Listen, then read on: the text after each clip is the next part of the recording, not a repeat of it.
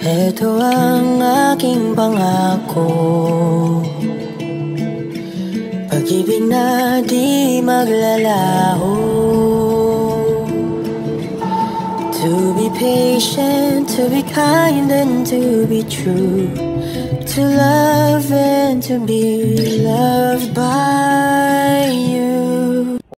Don Bell sagad pakilig sa trailer ng serye. Hindi na mapakali ang mga fanay ni Donnie Pangilinan at Bel Mariano matapos ilabas ang official trailer ng kanilang pinaka-aabangang serye na How to Spot a Red Flag.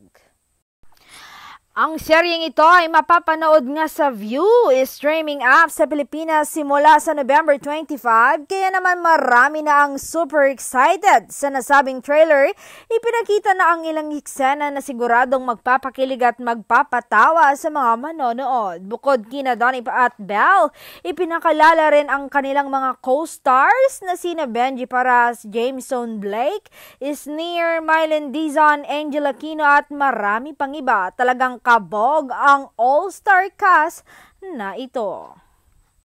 Dahil dito, nag-uumapa ang excitement ng fans online. Narito ang ilan sa kanilang mga hanash, solids and bubblies. We've come so far, witnessing this too from his end to her.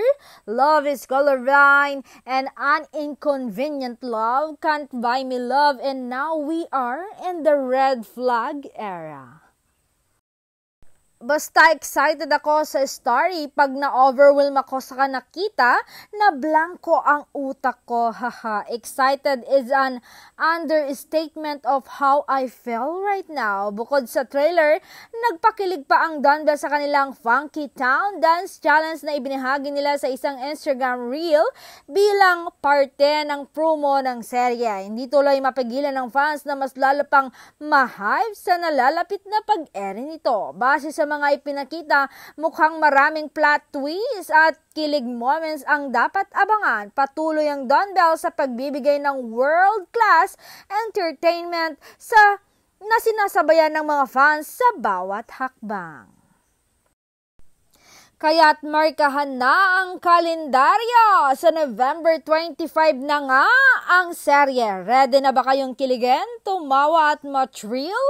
Dahil mukhang How to Spot a Red Flag na ang bagong seryeng magpapabilis ng tibok ng puso ng lahat.